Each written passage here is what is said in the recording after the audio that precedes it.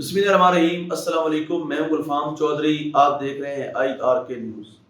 इमरान रियाज खान ने पाकिस्तान में होने वाली कुछ अहम तरीन डेवलपमेंट पर बात की है। फर्स्ट ऑफ ऑल उनको सुनते हैं, फिर उस पर बात करते हैं। क्यों सारे कहते हैं कि इमरान खान मुज़ाकरात करें, उसकी रीजंस मैं आपको अब बताता हूं। नंबर एक, ये चाहते हैं कि इमरान खान से मुज़ाकरात के नतीजे में जो हुकूमत की लिजिटिमेसी है या जो हुकूमत का वजूद है उसके ऊपर एक मोहर सब्त हो जाए कि जी ये हुकूमत ठीक बनी है, हम इनके साथ बातचीत भी कर रहे हैं। तस्लीम किया जाए इस फार्म 47 की हुकूमत को कि ये भी एक हुकूमत है। अली अमीन गंडापुर जाके जो मिलते हैं वो तो मजबूरी से मिलते हैं। 22-22 घंटे की लोड शेडिंग उसके सूबे में हो रही है। वो बेचारे जाके मिलके उनको कहते हैं जी बिजली दो, मेरे लोग बिजली के बगैर तरस रहे हैं। कभी वो डंडा दिखा के मांगते हैं, कभी वो धमकी दे के मांगते हैं, कभी वो मिन्नत करके मांगते हैं। वो जैसे तैसे करके अपने लोगों के लिए बिजली मांग रहे हैं। पाकिस्तान का सिस्टम ऐसा है कि कोई भी सूबा अपने हुकूक के लिए वफाक का मोहताज रहता है, तो इसलिए अली अमीन गंडापुर को ये बहुत सारे कंप्रोमाइजेज और एक कड़वी गोली निगलनी पड़ती है बार बार अपने लोगों के लिए, अपने लोगों के हक के लिए। अब इमरान खान साहब से क्यों कहते हैं सब कि आप मुज़ाकरात करें और मुज़ाकरात की टेबल पे आ जाएं?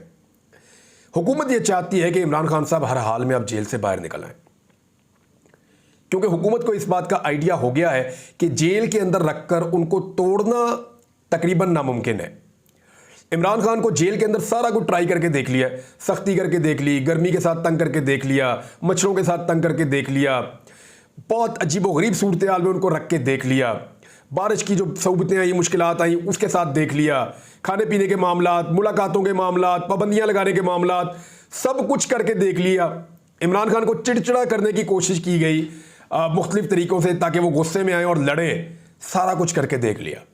तो जब इमरान खान नहीं टूटा तो उन्हें आइडिया हो गया कि जितना अरसा हम इसको जेल में इमरान खान को रखेंगे इनका कद और बड़ा ही होता चला जाएगा और हम बोने बन जाएंगे बिल्कुल छोटे छोटे।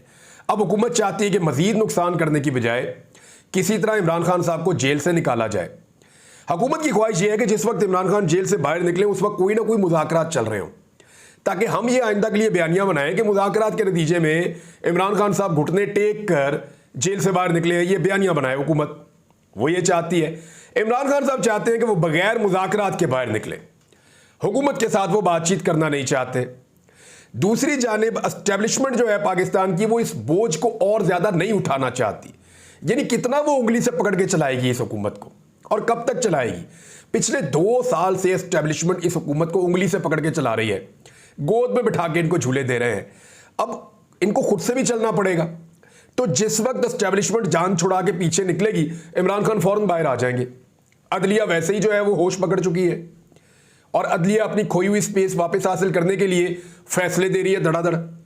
अदलिया के फैसलों के नतीजे में अगर इमरान खान साहब खुद बाहर आ गए ना, तो ये हुकूमत कभी भी उनको टैकल नहीं कर पाएगी, ये सब जानते हैं।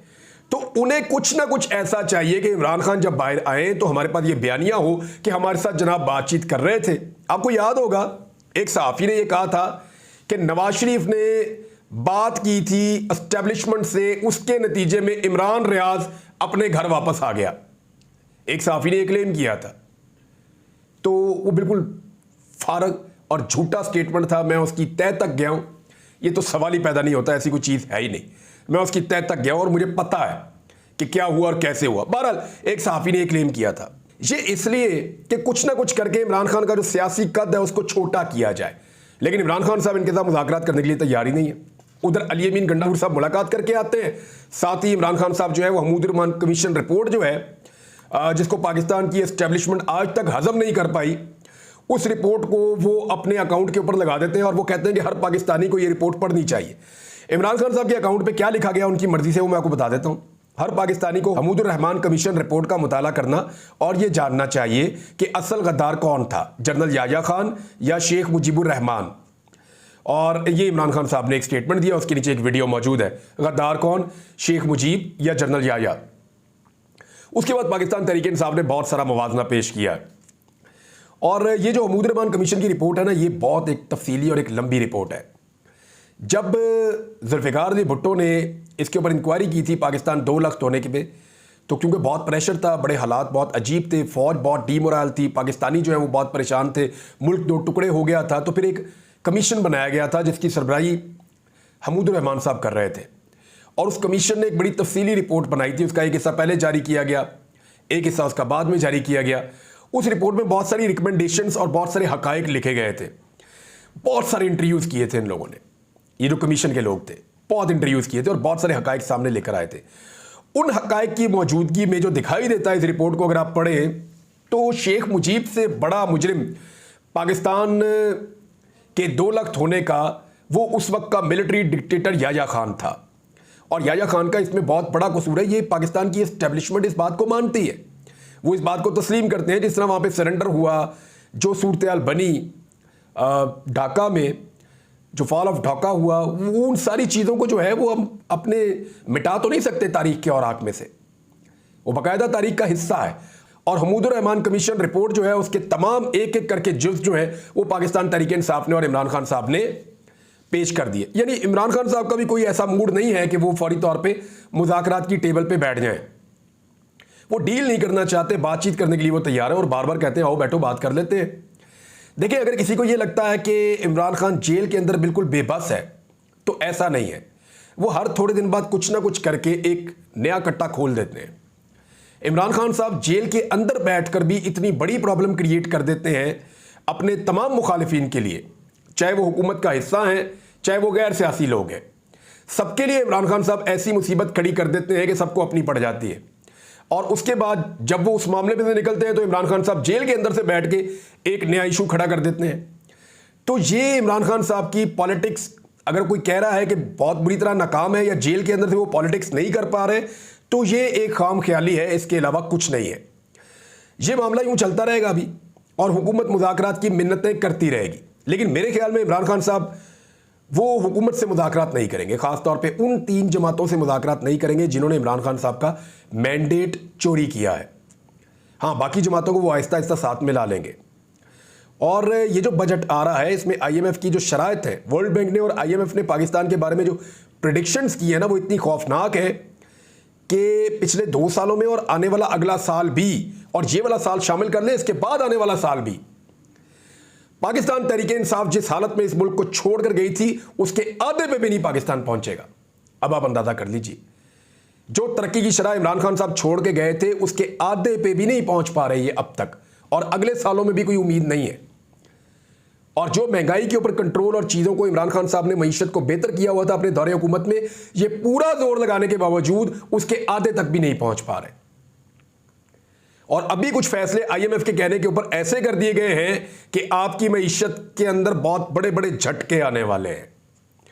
पाकिस्तानी जो है वो बहुत बुरी तरह महंगाई की चक्की में पिसने वाले हैं और हालात ज़्यादा मुश्किल हो जाएंगे पाकिस्तानियों के लिए। ये इकोनॉमिस्ट कह रहे हैं, मैं नहीं कह रहा। मैं उनके स्टेटमेंट्स आपको नेक्स्ट किसी वीलॉग के अंदर बता भी दूंगा। लेकिन एक चीज़ मैं आपके सामने रखता हूँ और ये ज़रा तस्वीर आप देखिए। ये हमारे एक सहाफ़ी हैं जिनका ताल्लुक़ सिंध से है और मेरी बात भी हुई बहुत सारे सहाफ़ियों से जो उनके साथी हैं गोटकी में। उनसे मैंने पूछा वाक़ये के बारे में, तो नसरुल्लाह साहब हैं और शहीद हो चुके हैं, नसरुल्लाह गडानी। मैंने इनके बारे में पहले भी ट्वीट किया था, आवाज़ भी उठाई थी। इनके ऊपर 2 कातलाना हमले पहले हुए थे और 1 कातलाना हमला अब हुआ और उसमें इनको 3 गोलियां लगी थी। ये इंतकाल फरमा गए, शहीद हो गए। पहले इनका इलाज इंटीरियर में हो रहा था, फिर इनको कराची शिफ्ट किया गया, लेकिन वो जांबर ना हो सके। इनकी शहादत का जो जनाजा हुआ है ना, सहाफ़ी ये बता रहे हैं कि 2 से 2.5 घंटे सिर्फ 1 किलोमीटर का फासला तय करने में लगे। और इतना बड़ा जनाजा सिंध की तारीख में बेनज़ीर भुट्टो के बाद किसी का नहीं हुआ। बेनज़ीर भुट्टो के जनाजे के लिए पूरे पाकिस्तान से लोग गए थे और हर तरफ से लोग वहां पहुंचे थे जनाजे में शिरकत के लिए। वो एक बहुत बड़ी पॉलिटिकल लीडर थी, उनका आलमी सतह का कद था बेनज़ीर भुट्टो साहिबा का, तो उनके लिए बहुत बड़ी तादाद में लोग जनाजे में शिरकत करने आए थे। लेकिन बेनज़ीर के बाद मकामी सहाफ़ियों के बकौल उन्होंने अपनी सहाफ़ती करियर में इतना बड़ा जनाजा सिंध में किसी का नहीं देखा जितना बड़ा जनाजा सहाफ़ी नसरुल्लाह गडानी का है। वजह क्या है कि नसरुल्लाह गडानी हर गरीब के साथ खड़ा हो जाता था, हर जालिम और जाबिर के मुकाबले में डट जाता था। ये इतना गरीब आदमी था कि ये अपने भाई के घर के अंदर एक कमरे के अंदर रहता था और बहुत ही कमज़ोर और गरीब आदमी था, पैसे वाला नहीं था, लेकिन इसने कभी कंप्रोमाइज़ नहीं किया। मुझे मकामी सहाफ़ियों ने बताया, नसरुल्लाह गडानी के लिए अवार्ड का ऐलान होना चाहिए। सहाफ़ती तंजीमों को इसके लिए आवाज़ उठानी चाहिए और सहाफ़ती तंजीमों को बाकायदा उनके लिए हुकूमत को मजबूर करना चाहिए कि ये वो लोग हैं जिनको अब 14 अगस्त पे या 23 मार्च पे अवार्ड से नवाज सकते हैं। वो जो सहाफ़ी इस्लामाबाद और लाहौर के ईवानों के अंदर बैठे होते हैं और प्रेस रिलीज़ के ऊपर खबरें जारी कर रहे होते हैं या सियासतदानों या माफियाज के कहने के ऊपर खबरें जारी कर रहे होते हैं, उनको तो हर साल तमगा लगा दिया जाता है। ये वो सहाफ़ी है जिसको तमगा लगना चाहिए। अहमद फरहाद वो शायर है जिसको अवार्ड मिलना चाहिए बेहतरीन शायरी के ऊपर। जो लोग सख्तियां और तकालीफ बर्दाश्त करते हैं, अगर तो पाकिस्तान में जमहूरियत है तो फिर जमहूरियत के लिए आवाज़ उठाने वालों की कदर भी होनी चाहिए। जी बिल्कुल, जिस तरह से आपने सुना कि इमरान रियाज खान ने पाकिस्तान की सियासत में जो आम तरीन डेवलपमेंट हुई उस पर बात की और आने वाले दिनों का जो सियासी सिनेरियो है उन्होंने बड़े आसान तरीके से हमें समझाया और हम समझ सकते हैं कि आने वाले दिन कप्तान के लिए और पाकिस्तान की सियासत के लिए कितने अहम हो सकते हैं। अल्लाह पाक वतन अजीज़ का हामी और नासिर हो। पाकिस्तान जिंदाबाद।